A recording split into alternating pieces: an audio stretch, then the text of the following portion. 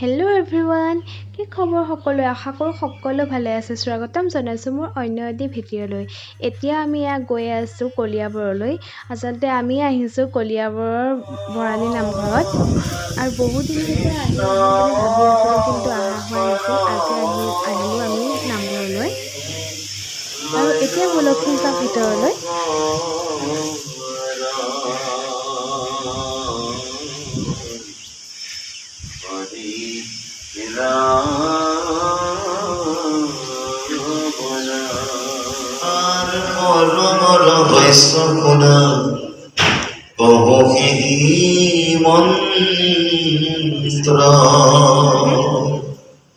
সংকট সময় হইলে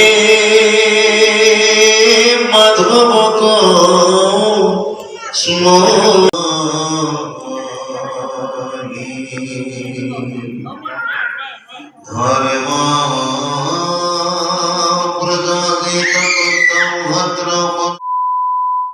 নামঘৰৰ ভিতৰত ইমান বেছি ভিডিঅ' কৰি থাকিবলৈ ভাল নালাগিলে, সেইকাৰণে নকৰিলোঁ। আৰু এতিয়া আমি গৈ আছোঁ কলিয়াবৰত থকা হাতীমূৰা থানলৈ। হাতীমূৰা ন? আৰু এতিয়া আমি পাই গৈছোঁহি হাতীমূৰা থান। আৰু ইয়াত আহোঁতে আপোনালোক অলপ সাৱধানে আহিব, কাৰণ ইয়াত বান্দৰৰ উৎপাতটো অলপ বেছি। দেখি ভালো লাগিছে আৰু ভয়ো বহুত লাগি গৈছিল হ'লে। আৰু চাওকচোন ইমান ধুনীয়াকৈ সিহঁত খাবৰ কাৰণে আহিছে। আৰু হাজবেণ্ডৰ হাতত পেকেটটো দেখি সিহঁতে উৎপাত কৰি মানে হাতৰ পৰা কাঢ়ি লৈ গ'ল যে, সেইকাৰণে অকণমান নখ লাগিছে। প্লিজ আপোনালোক সাৱধানে আহিব। আৰু চাওকচোন পৰিৱেশটো ইমান বেছি ধুনীয়া লাগিছে নহয়। ওপৰত আচলতে মন্দিৰজনা আছে। এনেকৈ গৈ গৈ আমি ষ্টেপ পাম। এখন ধুনীয়া মানে এখন পাৰ্কৰ নিচিনা লাগিছে। আৰু এয়া ষ্টেপ আছে, ষ্টেপৰ বহুত ওপৰত মানে মন্দিৰজনা আছে। কিন্তু ষ্টেপ বগাই বগাই মানে আহি বিৰাট ভাগৰ লাগি গৈছে। হ'লেও আহিছোঁ, কাৰণ ভগৱানৰ দৰ্শন কৰিব আহিছোঁ যিহেতু। আৰু এয়া আমি আহি ওপৰ পালোহি, আৰু এয়া ওপৰতে আছে দুৰ্গা মন্দিৰ ভাগ। আৰু এই মন্দিৰজনাৰ বিষয়ে বাবা এজনক সোধাত তেখেতে ক'লে ১৩০০ শকৰ পৰা ১৬০০ শকৰ ভিতৰত বনোৱা হৈছে চৰাইদেউ পৰ্বত সিংহৰ তত্বাৱধানত।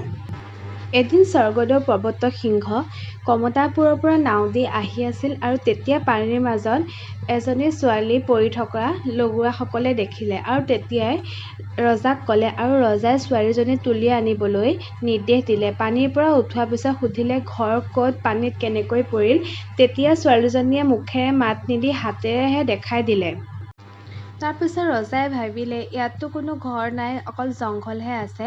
তেতিয়া ছোৱালীজনীক লগত লৈ গৈছিল, আৰু ছোৱালীজনীয়ে নাওখন নৰোৱা দেখি নৃত্য কৰিবলৈ ধৰিলে। তেতিয়া নাওখন ডুবু ডুবু হৈ যোৱাত ৰজাই সুধিলে, আৰু তেতিয়া ক'লে ছোৱালীজনীয়ে নৃত্য কৰি থকাৰ কাৰণে নাওখন ডুবি ডুবি গৈছে। আৰু তেতিয়া ছোৱালীজনীক আকৌ পেলাই দিবলৈ নিৰ্দেশ দিলে।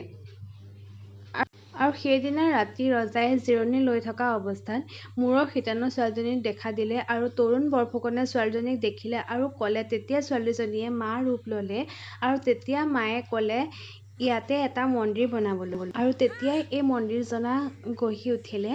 আৰু ইয়াতে এটা শিলৰ মূৰ্তি আছে, আৰু সেয়াই হৈছে মা দুৰ্গা। আৰু এতিয়া আমি গৈ আছোঁ তললৈ। তলত ইমান ধুনীয়া এখন পাৰ্ক আছে নহয়। আহিলে একদম প্ৰকৃতিৰ সেউজীয়া পৰিৱেশৰ মাজত মন্দিৰজনা, আৰু কাষতে লাগি আছে ব্ৰহ্মপুত্ৰ। ইমান ধুনীয়া লাগিছে আহি। এবাৰ আহি চাবচোন, মনটো বিৰাট ভাল লাগি যাব।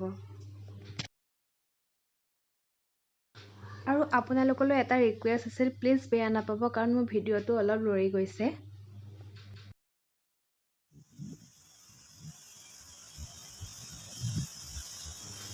এইখনেই হৈছে ব্ৰহ্মপুত্ৰ নদী। ইমান ধুনীয়া লাগিছে চাওকচোন পৰিৱেশটো, সৌৱা পাহাৰ।